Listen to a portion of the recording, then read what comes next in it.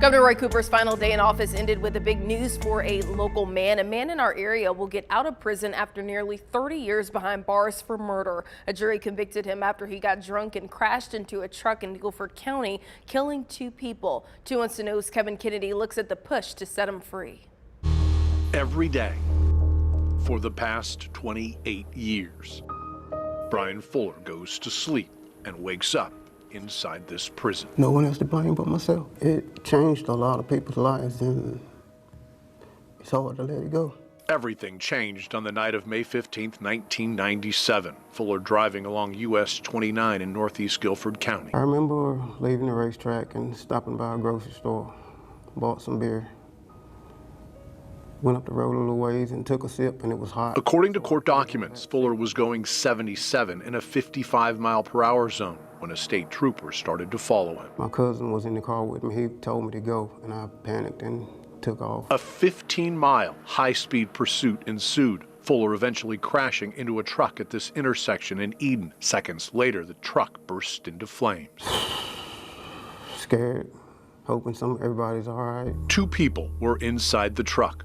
42-year-old Gene Owen and 56-year-old Roy Rhodes. Both were killed. I hate that 2 people lost their lives because I made that mistake. Troopers say Fuller had a blood alcohol level of 0.15. Rockingham County prosecutors then made a landmark decision. This would be the first drunk driving case to be tried for first-degree murder. Scott Harkey is an attorney, but not connected to this case. I will tell you this, it's not very often that you see this from a district attorney's office. It took jurors just 4 hours to convict Fuller on 2 counts of second-degree murder. He was sentenced to a minimum of 39 years in prison. I just feel like my punishment was way too much. Fuller isn't the only one that feels that way. So does Tammy Braswell. People actually get up in the morning and go and shoot somebody and get less time than Brian, you know, with premeditated intentions. Tammy has a unique perspective on this case. You see, her dad is one of the victims, Roy Rhodes. I want him out badly. I want him to have some kind of life. He's got a lot of life left. Late last year, she decided to write a letter to Fuller. Hello, Brian. I hope you're okay. I'm Tammy Rhodes Braswell, Roy Rhodes' daughter.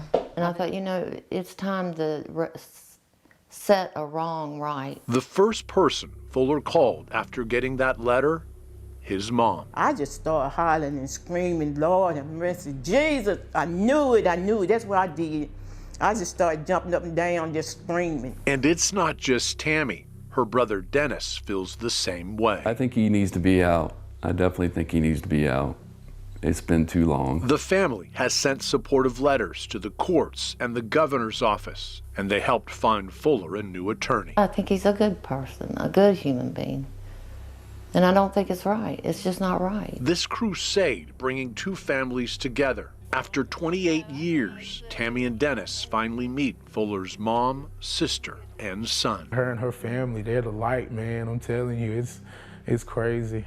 Because without them, like we said, we'd still be at a standstill, you know. This union of 2 families, one black, one white, shining a spotlight on this case by highlighting so many others. Since Fuller went to prison, there have been multiple people convicted and sentenced for driving under the influence involving a death, some getting less than 4 years in prison. Even a person charged with killing 6 didn't face a first-degree murder charge. They wanted to make an example, set a precedent. It's certainly something that pushes the boundaries, and I think the boundaries were pushed in this case for sure. So after 28 years in prison, after several failed appeals and facing another 11 years, Fuller has hope in a family and a woman who won't stop fighting for his freedom. When she told me she loved me, you just don't know the effect that had on me at that moment. At peace for the first time in a long time, Fuller has been waiting to see if his push, their push for commutation is granted by the governor. Earlier today, he got the news. His commutation was signed by Governor Cooper. Fuller should be a free man in just a few days. He will walk out of here for the first time in 28 years. Kevin Kennedy, 2 Wants to Know.